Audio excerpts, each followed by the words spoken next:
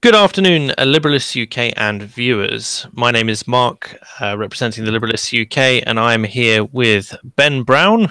Good evening. Chris Cousins. Hello, chaps. And Tom Savage. Hey, Kaisio. To discuss our topic this week, which is democracy. This is part of a series on our core principles, where we discuss basically how those principles relate to the real world and where they end. So on that end, I'd like to open it up to the floor about democracy. That this is the description given on our website for liberalists.org/principles for democracy, which is that constitutional democracy is the best way for a free citizenry to maintain a state and resist tyranny.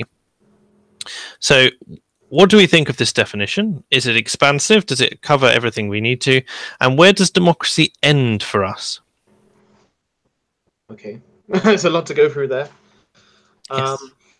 I'd like to start by saying I very much agree that the cornerstone of our civilization is democracy. Without it, what is liberty? Without our ability to choose our own fate through representative democracy, what are we but a dictatorship ruled by some? And that's why I think it's a massive principle for us. I think it's the constitutional part that makes the democracy good. Not just democracy. A democracy that limits a majority from oppressing that minority. And that's what needs to be added to that definition, I think. It does have constitutional in the definition. Yeah, and that's what I was praising that. Yeah, absolutely. I mean, so if we compare ourselves to sort of other democracies across the world, so we've got European democracy, we've got obviously our own system with first past the post, and obviously the way the government's set up, and then there's the American system of representative republic, where obviously we have a monarchy instead of a president. So do we see ourselves becoming a representative republic in the future? Or I'm trying to critique here our current system of democracy. Do we think it's working for us, and where it has its shortfalls?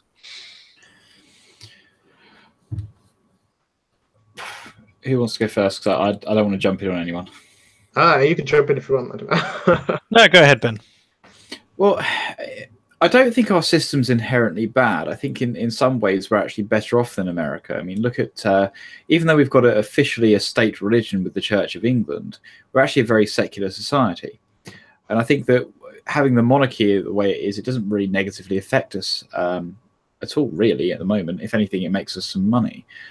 I think the American system it's not a bad system as such, but I think that the way that America functions on a political level it's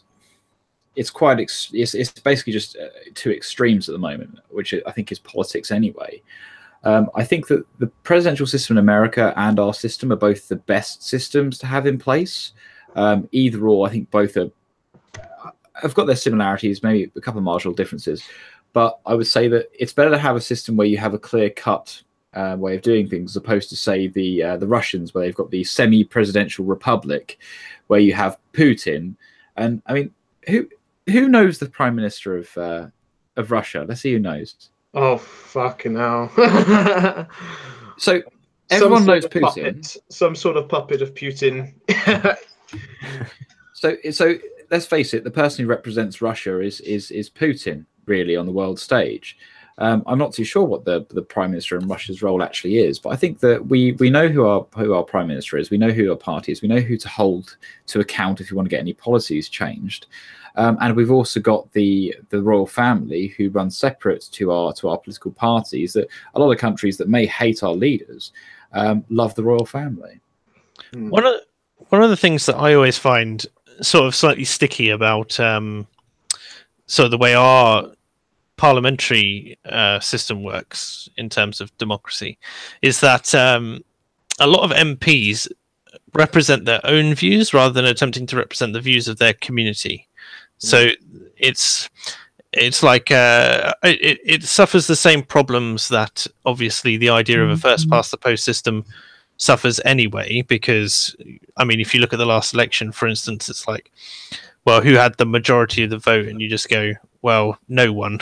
That's why we had to have some deals and stuff like that.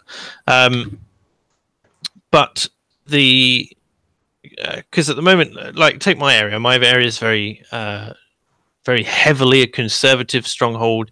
Myself as a centre-left liberal, struggle with some of the stuff that my MP pushes for, and probably about, I mean, our turnout's not great in the area, so I don't feel like they represent, for instance, the majority opinion, and surely representing the majority opinion is what democracy is supposed to do.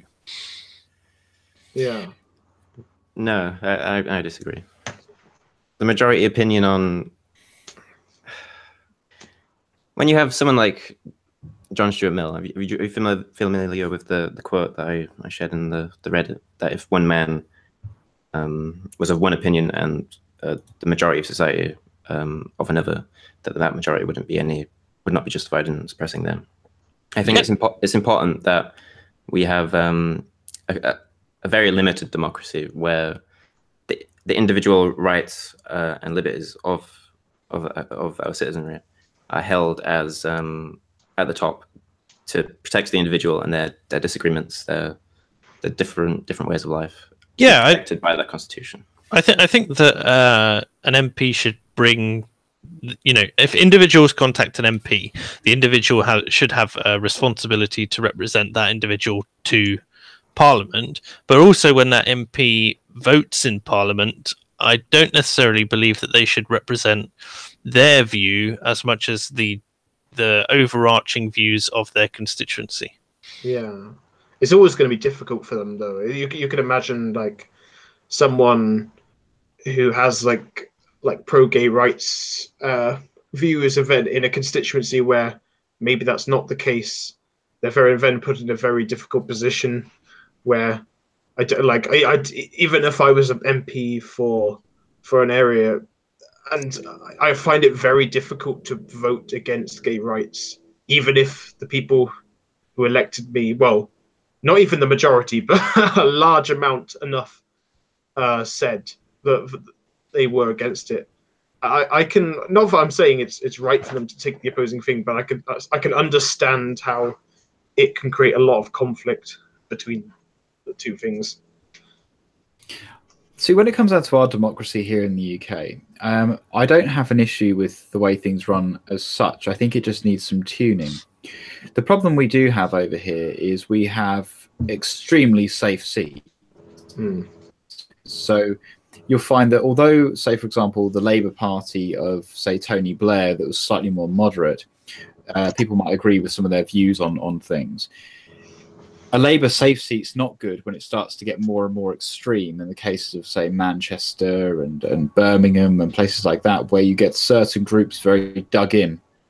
And you see and I'm not protectionist as such, but when you see the issues we've had with migration, and we've seen a dilution of certain communities or of our own community within certain towns, the voting base changes. And as that voting base changes, you see that certain parties, Labour mainly, tend to try and groom the new voting base into keeping them in power. Yeah, because they just basically want to keep the continuity. The problem is Labour always shifts. So as you've got a dug-in population voting for the same party, you basically stop anyone else that was native to that area being able to actually change anything and improve the place because they're just outvoted. Yeah, there is that issue as well. I mean, that's the issue with representative democracy, being that politicians will be career politicians. You know, they're going to make decisions that will garner them votes, not necessarily positions that they're either equipped to hold or that they can hold. Yeah, I should say that I'm a massive fan of the Westminster system that we have, and that Australia and Canada and New Zealand all have, which is with the sort of every member of Parliament is elected by their local constituents and goes into the government or the opposition, and of course it's first past the post. But obviously, that aside, first past the post aside, it is a very powerful system for democracy. The fact that, like, if you look at more representative systems where they're not really elected by local people, it's more proportional to the vote, but they're like vast areas are added up and the lists, and the politicians are just basically picked by their parties from the lists, and the people have very little power of getting rid of certain politicians. That I'd be quite in favour of deselection of MPs. I think that would be a good way to get rid of disobedient or possibly. You mean like if it, like a random type system? I mean, you mean so a constituency could vote to remove an MP from an area? Yeah. That's an interesting one. I mean, it's difficult in that I think the first past the post system has its flaws. I think it works okay for us at the moment. I mean, the problem with having a purely representative system as well is that we'd lose a lot of national focus. Because, I mean, if you take the 2012 general election, for instance, 2015, when UKIP gained like 30% of the vote, but gained like 3 seats, and that sort of thing. Well, if the system is now, I'm not an advocate for a 2-party system, but if we have the whole nation is split down into all these tiny groups and so on, and you end up with, rather than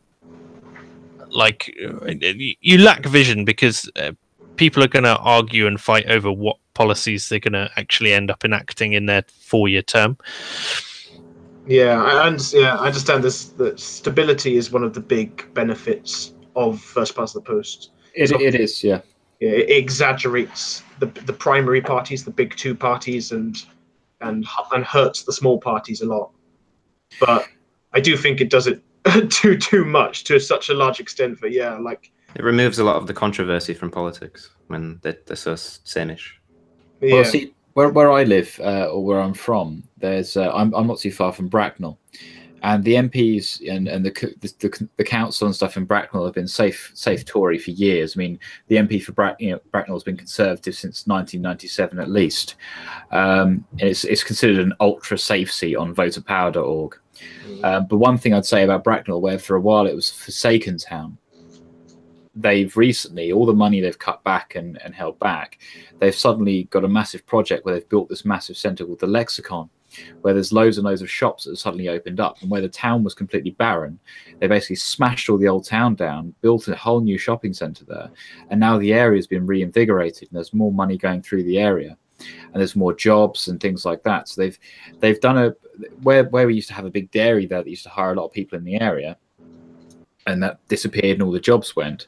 Now they've built the Lexicon, which required a lot of money to build. If they didn't have the continuity there to kind of keep their plans going, and the Labour Party just suddenly got empowered, and the whole idea to build this shopping centre probably wouldn't have been possible, because there wouldn't have been the stability to allow for this long-term plan to work. Yeah. Speaking of voter power as well, the sort of, as one of our dank memes melt existential dreams in the chat has just highlighted that it's bizarre that we consider that every person has an equal right to vote when not everyone is equally well informed.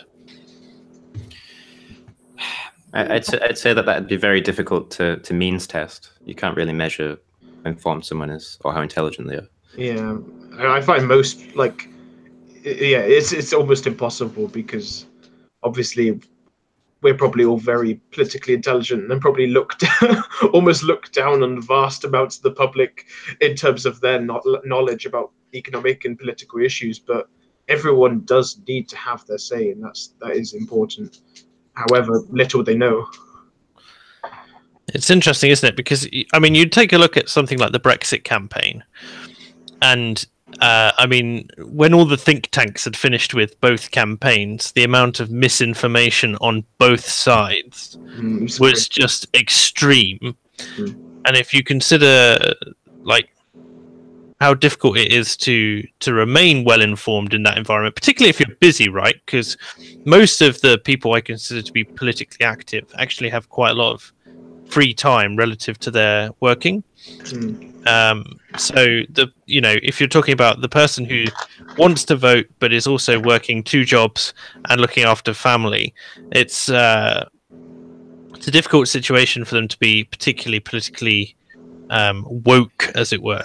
I think the majority of people in the UK, though, if they're not very well informed, they vote against the parties they don't like, as opposed to voting for the party they do like. Yeah, it's like I mean, definitely this last election, I voted for what I consider to be the lesser of 2 evils, and I'll leave it to you guys to guess which one that might have been. But the when it comes down to that, you have to ask yourself: is our system perfect? No, but is it working? Sort of, and where is it failing, and what's the alternative? Because if you look at the strength of something like a tyrannical dictatorship, and I'm not even talking about necessarily an extreme dictatorship here. It's just like, you can have benevolent tyrants, but the problem is that democracy is, whilst it's somewhat corrupt, it's so much less corrupt than it's less corruptible rather than an absolute monarch figure. Because obviously you get situations like Putin in Russia, where he hides under the flag of a democratic system, when really he's a tyrannical dictator. 2 of his opposition in not this last election but the one before went missing or turned up dead, and you've got so much shady stuff going on in the background that you don't know, and it's really not a nice place to live. See, I was for at the time I voted for the AV, if you remember that. Yeah. Alternative vote system, yeah. So the way that it worked, from what I remember, because it's been a while and it's kind of in history now because it got turned down. But the idea of AV was that there was a chance of more coalitions, and some people said that was a bad thing. But for me, I thought, well, actually, it stops the Tories going full Tory, and it stops Labour going full Labour if you get the system right. So my thought was, with the AV system, because you ranked people, if you didn't know, you ranked people in order for how favourable you view them. So number 1 for the person you want the most, and say number 5 or 6 or whatever for the one you want the least, and you just put it in number order, and the number 1s get totaled up, and once I think it was you had to get a set number of votes or past a certain line in order to actually be elected. And then it was just a case of how many number 2s, number 3s, number 4s stacked up if you didn't get enough majority beyond that.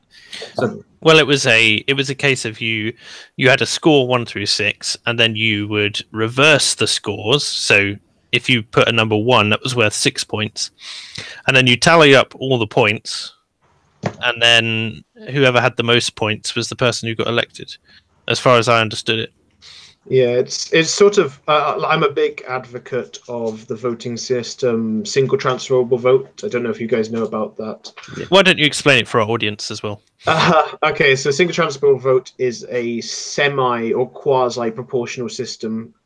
It's not a true proportional system. It's still a representative, it's almost Westminster style system, like first past the post and AV, with constituencies. But it basically works on the fact of having larger constituencies. So if we were to convert, all our constituencies would basically be 4 times the size of the ones we have now. And then instead of 1 MP, we'll elect 4 MPs.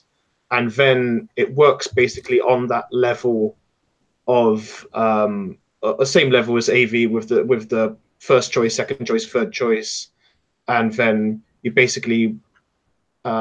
all the votes are tallied, first choice votes are first choice, and if any hit the target, then that person gets elected. The outstanding votes from that get moved on to their second choice, and see if they hit the line and get elected. And then after that, the smallest parties start getting cancelled out, and then their votes to their second choices until you have 4 that cross the quota, and then you have 4 representatives, and it basically creates a situation where it is mostly representative, but it has a lot of the benefits of first past the post. In fact, it does still exaggerate the bigger parties slightly, but just not to the same extent. And it does, make it a much more representative democracy. In order to sort of counter, interestingly, in order to sort of counter this sort of swing state type politics, how would, and I'm just spitballing here just because it's interesting, how would you feel about a system that was effectively first past the post, but and it had a set number of constituencies, but the borders of the constituencies change every election term based on the number of people in the UK, so that constituencies were basically done by population rather than by geographical area.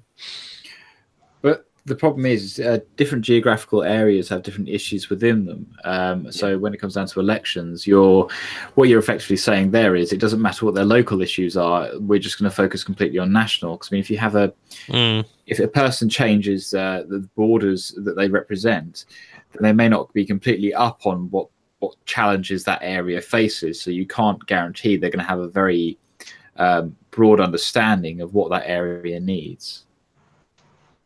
Yeah, no, you're absolutely right.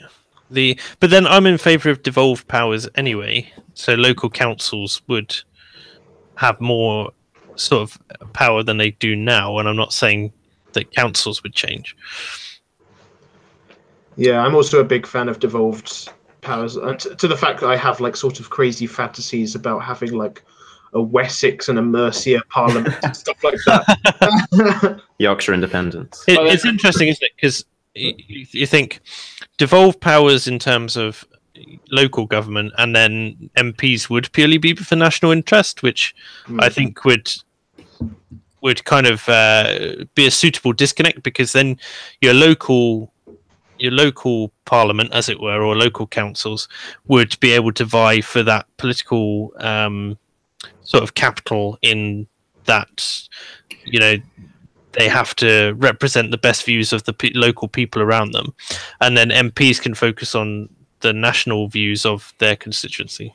You would have to have one thing you've got to point out here, though, is if you can have that level of devolved power, you've got to have some form of constitution in place. Yeah, because you've got to protect from feudalistic. Well, think about it this way: look at Bradford as an area compared to say I don't know. Compared to Essex or Cheshire or places like that. Effectively, you're going to be walking into different countries if you don't have a set constitution that's set rights protected. Because I mean, Bradford is an area that has got a large migrant community there, and the problem is you could have essentially, and at the moment it does have, you know, it does have some quite a few mosques and bits there. So what you would eventually turn it into is an Islamic capital of the UK. Yeah, avoiding rogue states is. But you'd struggle if you didn't have a constitution in place. So there'd be set criteria you'd have to have across the board for all of these hypothetical states. Yeah, they'd have to be accountable. You're quite correct. But then Scotland is already devolved power, and I mean, it's difficult enough without constitution holding that accountable. But Scotland, although it's got devolved power, it's still part of the UK in terms of law. It has some mild differences to the UK. However, broadly speaking, it's a diverse enough country in itself that it's not suddenly become Scotlandistan or anything like that. It's not become completely different. It's still identifiably British in the sense of the Isles. Yeah, no, I understand that. Yep.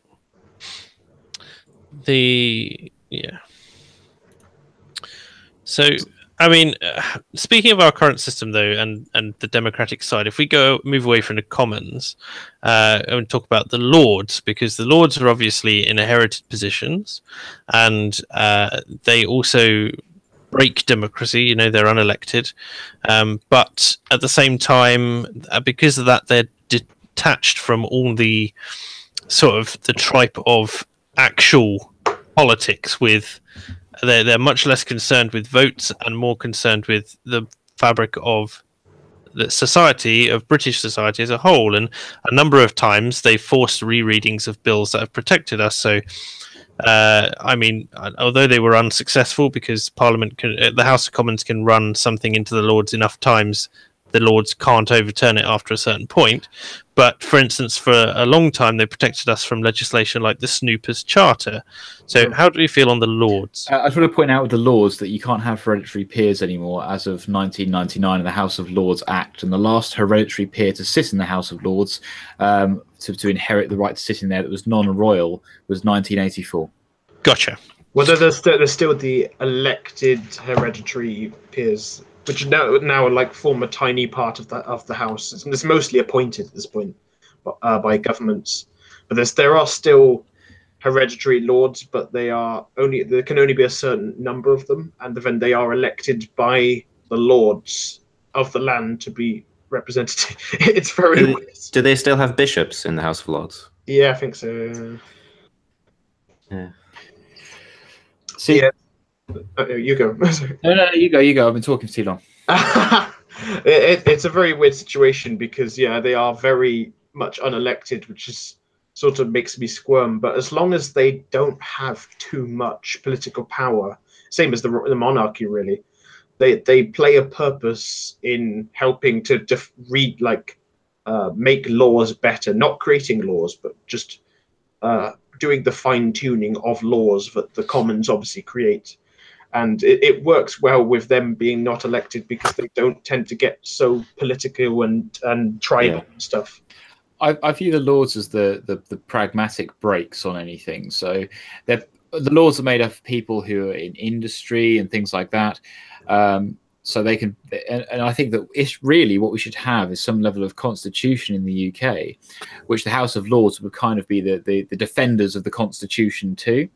Bear in mind that hereditary peers by blood is not a bad thing because people can inherit the right to do this, but they could be from different backgrounds. Just because their person was renowned enough to get a position in Lords doesn't mean that they're 3 or 4 generations down the line they're not some working class chap from London.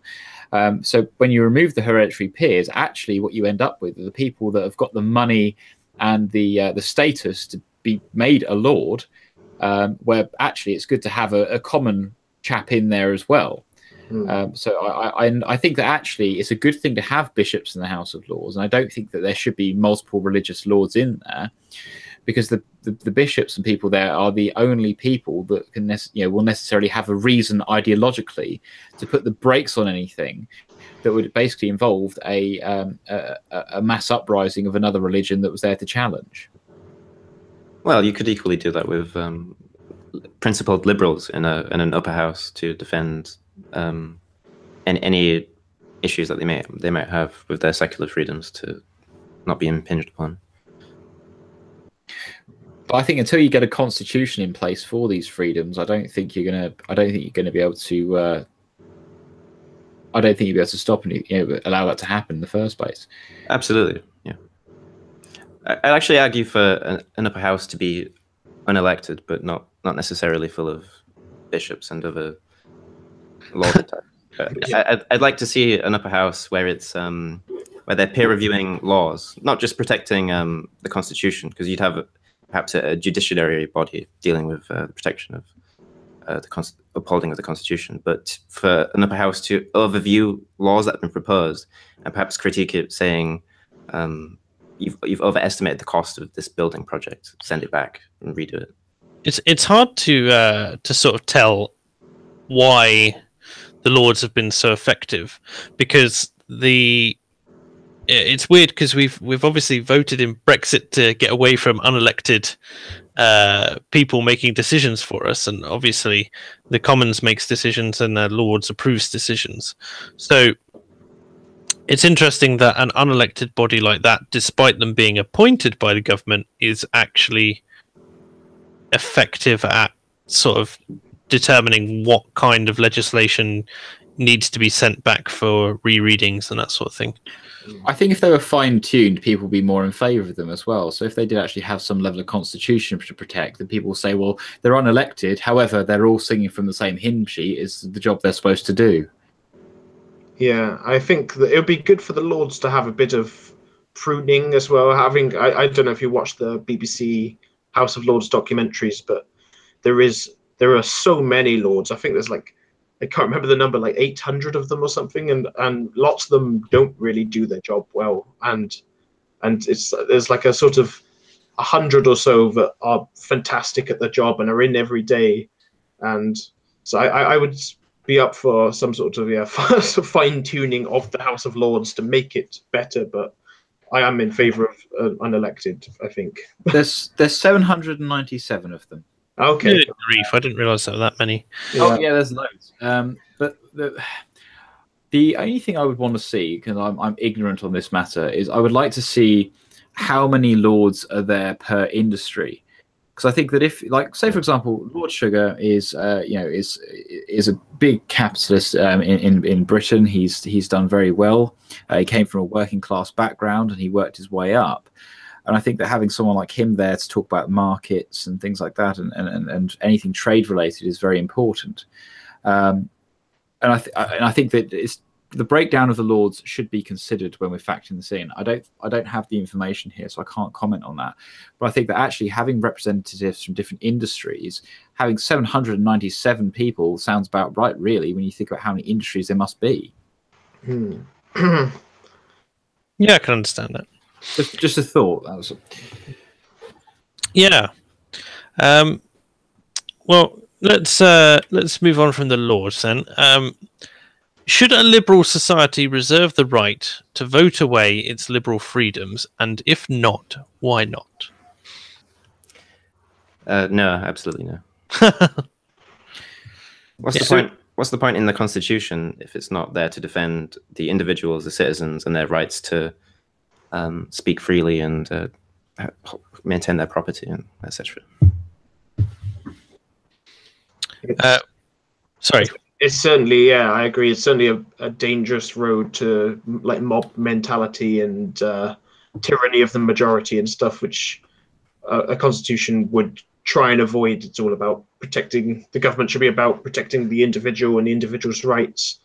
And it's quite easy and scary about the idea of the collective using the democracy to take over and field their purposes instead of allowing the government to do that. You could argue, though, that if we get to a point where the majority really want to vote away liberal freedoms, then the situation must be desperate enough to require it, potentially. Yeah, I understand. Obviously, there's been times like, obviously, the World War II, where our freedoms were got away with, and I think that was probably a very good thing for us winning the war. I think it's something that we don't really take into account now that we're in the longest period of European peacetime that has ever existed, which is that even 100 or 50 years ago, it was pretty dire consequences for, your nation could be run over. I mean, the nuclear age changed a lot. So I suppose the question really is that in a world where we're trying to prevent new nuclear powers from rising, and in a world where we have supposedly claimed that we will be, drawing back our nuclear strength, and eventually the deproliferation will happen, that whether or not viably that's going to be necessary again, or whether or not the system should exist that makes it necessary.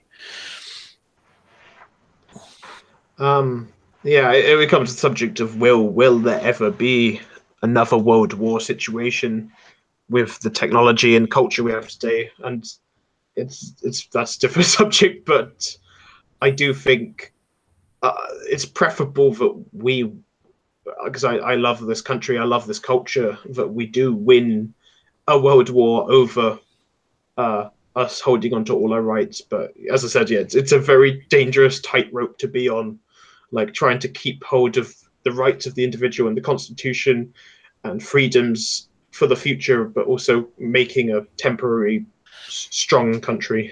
Well, I think a big part of liberalism is flexibility, and you know, it's one of the things that we try and espouse, that our protection is for the individual, but that our economic policy, you know, we've seen our political spectrum for the Liberalists members is way across the board, from sort of centre left to mid right, and the general consensus, I think, is that we are bounded only by those principles. So if we protect those principles, then, you know, we'll be fine. Or that's what we believe protects a successful society. But I do believe that in extreme circumstances, that we can move things around and grant temporary amnesties. And because our system of government is based on liberal principles, it's not something that we're doing willingly. And I suppose it would depend on how long, you know, a conflict or an emergency, you know, a famine or something like that went on for. Because, you know, you'd hope that with liberal principles, the latter there wouldn't happen, because we're obviously protecting people's rights and so on. I think when it comes down to the ability to, you know, of a society to be able to sort of a liberal society to go away from its principles, I think that it's more down to when it comes down to, say, a war situation, it's the limitation of the powers in all, you know, that are put in place. So say, for example, we're in a war situation and we had to protect our society, the limitations should be based on the society itself will provide you with all these principles insofar as the society can safely exist.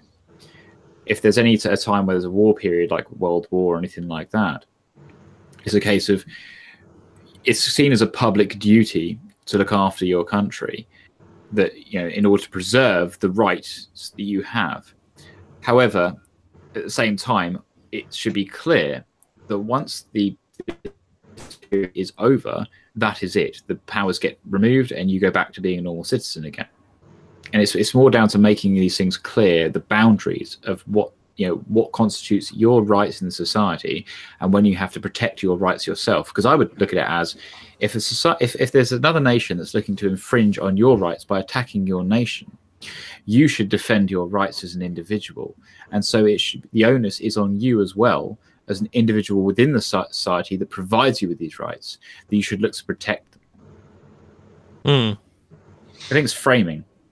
Yeah. I wouldn't really be opposed to a little bit of press censorship, like in the case of World War II, where you're not really allowed to post anything negative about the war effort, because obviously that was quite a dire time. But I think my main concern with the threat to democracy is the rights of majorities to say the freedom of a majority to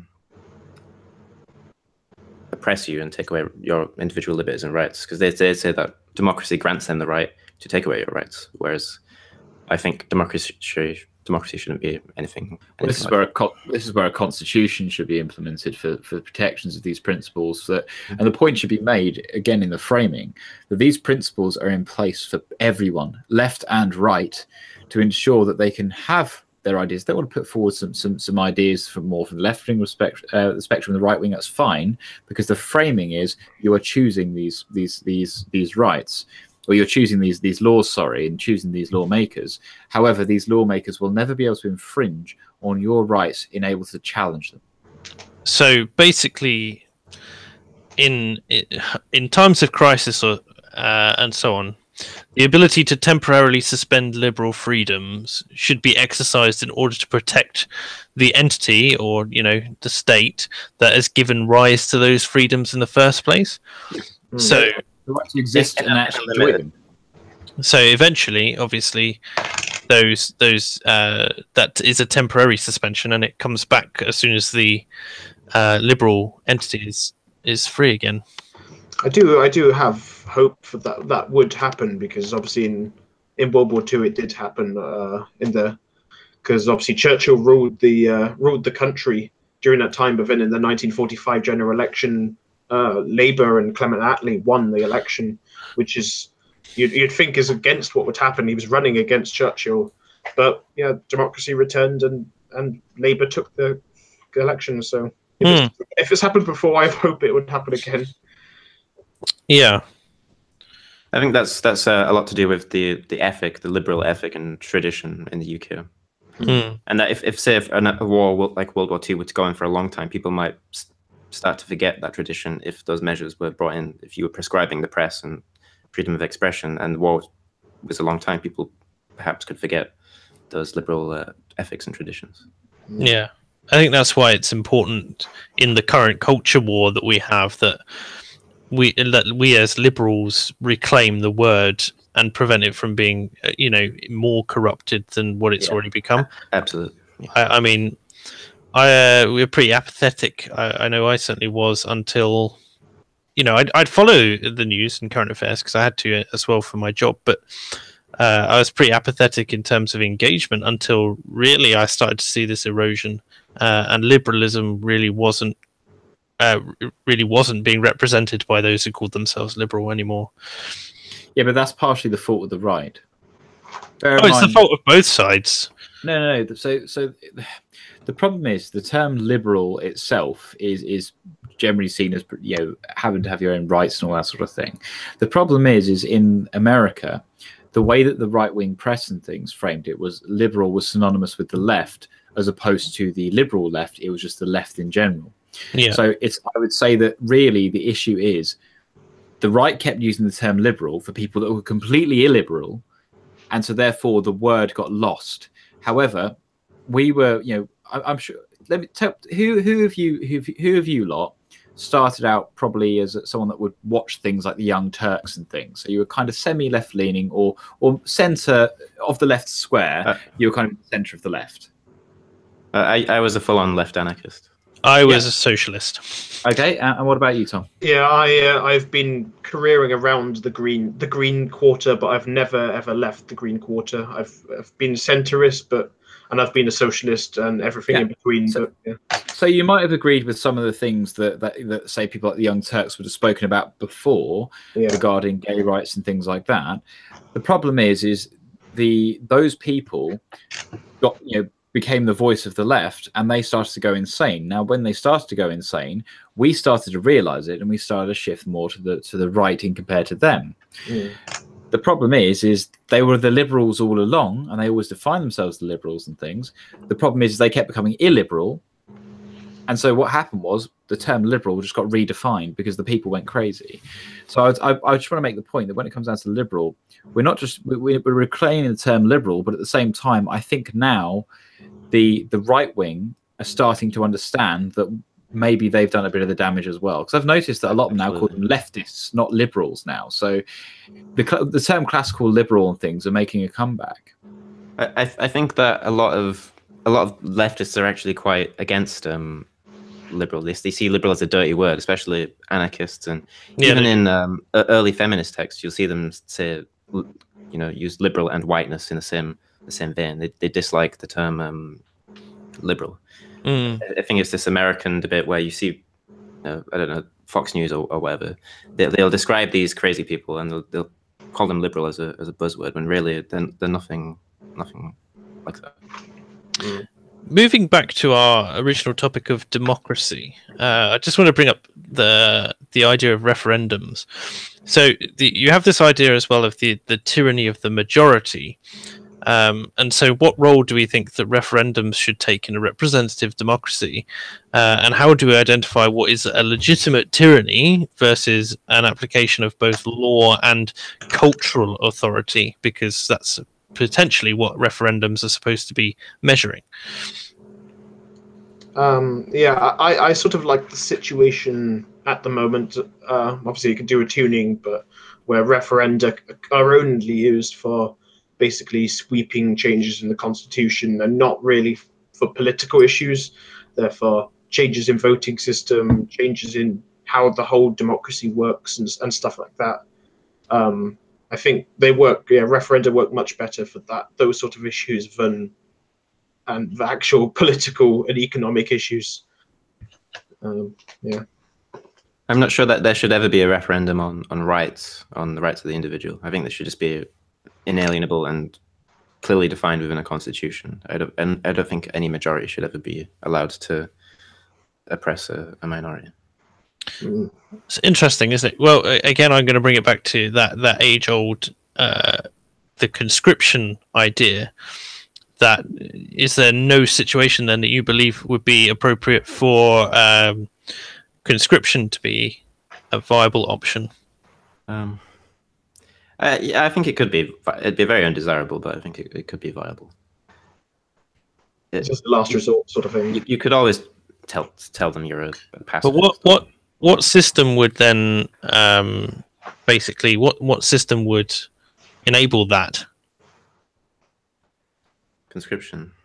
As in what system, if not a referendum, would enable conscription then? Because you've said that would be that nothing should be able to suspend rights even temporarily. Then how would you suspend it if not through a majority decision to do so? Do you think that the government should just co-opt and say, well, we're now going to conscript you? We've talked about it, and we're going to do that? I think maybe it should be like a long-term discussed thing, and then there be a general election before that point. So at least the public gets a chance to vote on the party that would like to bring it in. Are you talking about national service rather than? I am. Say for like World War I or whatever. Because if it's a crisis like a world war, then I'd say they can just do it by decree. But if it's national service, then that's something you put through. I'd be very much against that, though. In peacetime, should be like opt out of that. You should be able to opt out of national service. You say? Yeah, an individual. Yeah, I think that it's hard for us to imagine at the moment, because obviously there were conscientious objectors and stuff like that in world wars who still contributed to the war effort, but they refused to go to the military. And it's hard for us because we're a generation away from it all, or 2 generations now, from really knowing anyone who was directly involved in that kind of conflict. Yeah, definitely. It is definitely hard to even imagine now how a government would work in a world war situation, because we've obviously gone through like 50 years of peacetime for us, and been able to refine our democracy around that. And it's an interesting thing to think about, like what powers the government should have to protect itself and so protect the rights of its citizens. Yeah, I think most people joined in on the war. The citizens volunteering for the army because they wanted to join. I don't think there was very much coercion required. I don't think there was a lot of coercion, but you have to remember, I mean, even before World War One, we'd had conflicts that were abroad, but World War One and World War Two, like World War Two, would have been really easy to get people in, because at that point it's almost cultural at that point, because it's been around for nearly 40 years. This idea that everyone's on a hair trigger, and then World War One, when you conscript people, there was but I think there was a larger sense of national identity then, personally, than I do now. I think because we are so much more globalized and interconnected with every other nation on Earth via, the improvements in communications technology and, the internet, the growth of the internet, that we really struggle with. I think we'd struggle with the idea of a nation going to war with another nation when everyone's got friends from somewhere in that nation or connected to it, or and everywhere is commenting on it as well. I think they did think that before World War One, though, as well, which is quite interesting. They did, lots of people said that a war between the nations was impossible at that point because of the interconnectivity of nations and stuff and economies. So, which is quite worrying for. See, when it comes down to conscription, I would say that national service as an idea isn't bad, providing you're not forcing people into combat roles. So, say for example, if you had the essentially reserves or whatever working on army bases and things for like a mandatory thing to do at the age of 16 or 17 as like a part-time thing, that could be quite healthy when it comes down to giving a sense of national duty and work ethic. Well, that sort of thing would guarantee a like a relative standard of health and but also income. But you'd have to sort of balance that out with the fact that you're going to have a relatively, like, if you had to take two years out, because I mean Lithuania's got a similar system, right? So if you had to take 2 years out to go do a compulsory style military service, how would your studies suffer if you wanted to be an academic? So you have so the way that I would do it is, say for example, if I was going to go to I am in university now, but say if I was planning to go into university, what could happen is the army could offer certain roles to me if I'm going to university that would, say, allow me to get work experience related to something in the field that I'm going to study. So essentially, it would give you a sense of understanding of what your education could offer you in the army. So if you decide that you wanted to go into, say, I don't know, should we say, let's say clinical psychology, because I'm a psychology student. You could work alongside a military clinical psychologist, maybe doing paperwork or something like that. And it'd give you an idea of the sorts of things that they see as a military psychologist. Or you could get someone that goes into, I don't know, planning and planning troop movements and things, and how to catch an enemy unaware and things like that, strategy. There's so many ways that you could make something that's fitting of a person's degree. As ex-military myself, there's a lot of scope for the military, but not necessarily for, and there is for practical applications for yourself, but I don't think there is for something like the arts or anyone who wants to do anything other than big band music or gender studies even. Yeah, but to be fair, I don't believe that those should be covered by our bloody loans anyway. Okay, controversial opinion or not, who knows?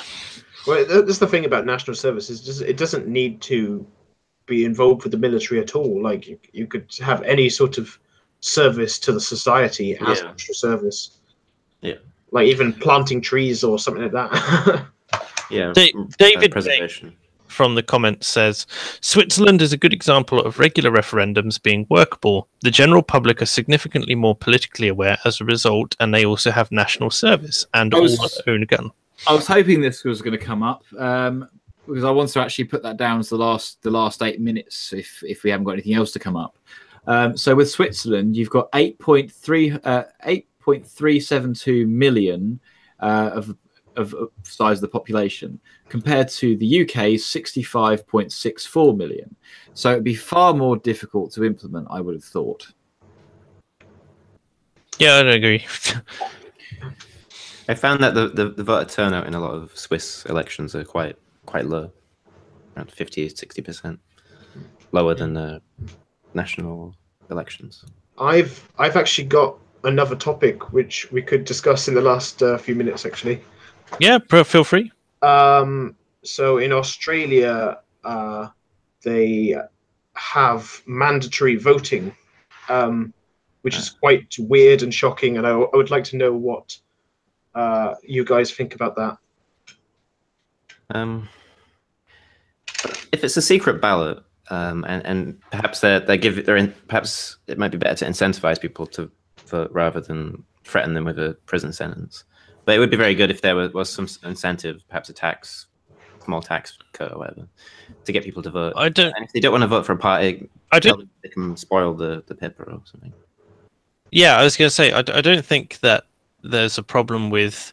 I'd actually be massively in favour of saying you have to vote.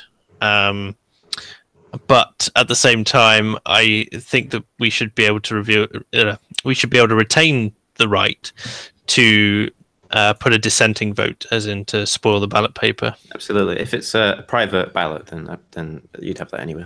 Well, that's the thing. I think that actually a private they do count the spoiled votes anyway. They do. And I would rather them count the spoiled votes and say, well, why is it that none of the parties are good enough? than saying, well, these people couldn't be asked to turn up. It's much Definitely. better to say these people do not represent us, as opposed to say nothing at all. I'll go further and say it'd be great if there was on the ballot there was a none of the above option. So and they were very much counted at all elections. And if that was the case, I would be very much more up for mandatory voting, as in Australia. If you could vote none of the above, and a high percentage of none of the above had a meaningful effect on the election. Possibly you could tick a box as well, so you could have none of the above, and you could have a opposed to all parties in the voting system, opposed to current candidates for parties, and maybe you could tick the parties that you're opposed to. You could sort out some sort of system as well to kind of create a little bit of nuance to the none of the above. It's not just a no, it's a no, these people are bad because they represent our ideas, or no, because there's no particular person that's best or something. There could be some way of clarifying it. Yeah. Our resident libertarian in the comments says you shouldn't be able to force voting. You can't make someone care. Well, then you spoil ballots. It's like, I didn't do my research box as well. Yeah, that's fine. That'd be fine. I have no opinion on the matter. Is a fine thing as well. As long as we know, then we actually know. Well, it's not difficult. They're really localized, and it's not much to do. And that's the thing. If there was a none of the above, or that I didn't do my research box, then that's some research that, say, a psychologist or a political scientist could get into and actually try and find out, well, why. We can get fingers on the pulse of the country and understand what's affecting them. Definitely, yeah.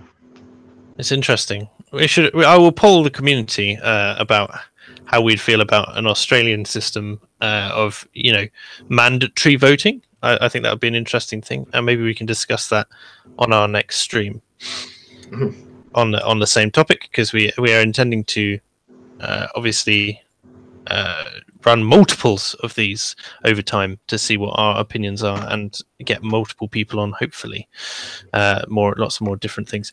Again, from the comments, you are still using the threat of force to make them perform an action with no real gain. As far as I'm concerned, if someone's forcing me into a situation where I could just draw a cock on a piece of paper and walk out fine, then it's not really that much force, is it? There's always going to be force in a society, with a state anyway. So it's hard. It's where you get taxes. Yeah. The only question I have is, would that remove a postal vote? Because if a postal vote gets lost in the mail, then and you have to go for court to prove that you voted. Like, how do you do that? I think it should be an online thing now. Yeah. Online? Interesting. I mean, it's very easy to forge online.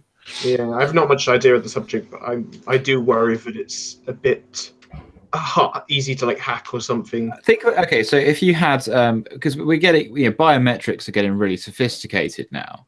The point is, if you could do it, have some sort of biometric system and retina scan or something. Because bear in mind, our phones now can look at our faces. Yes, they can be fooled, but if you had a multi-level system or some kind of secure key like you do with banks, it'd be easy enough to do. I mean, if people can do it with a bank secure key and they don't get hacked often, because the secure keys are pretty decent, then I'm sure we can do something similar for voting. Mm-hmm. Well, you mean like have a national voting number instead of a national insurance number? Yeah, something like that. And you have some kind of scanner that changes the code with some sort of algorithm or something. Or maybe you get one around voting period sent to you that's a really cheap thing that just changes the code every so often. You enter your own personal code in, log in, and then you can just bin it or recycle it afterwards. Who knows? I think we're getting a bit too far into technicalities for that one, and I think I'm gonna, as it's 1 minute to 9. I think we're going to end it there. But thank you very much for coming on. Should we have just 1 minute? Should we just do like a little final 1-sentence summary each? Because we have. Yeah. Phil, go ahead, Ben. No, I was going to say I'll go along. So you first. Go on. Me first? Okay, then. So, in my personal opinion, I think that our system isn't too far off of what it needs to be. I think we just need some fine-tuning, as opposed to being in a society where we think, well, this is good and this is bad. When you think, well, this is good, but how can we improve it? But overall, I think that our system is okay. It's better than a lot of the other systems. So we just need to hone it a little bit and not spend too much time saying, well, it's the worst thing ever or it's the best thing ever. True. A statement from you, Chris. Absolutely. I think democracy has to be more than just voting. It has to be an enshrinement in a constitution of our rights that have to be inalienable. There can't be any referendum or election that seeks to destroy our rights. And I'm with Chris on the constitution point. That's something I forgot to say as well. Tom? Yeah, I'd like to say that the Westminster parliamentary constituency system is a fantastic system.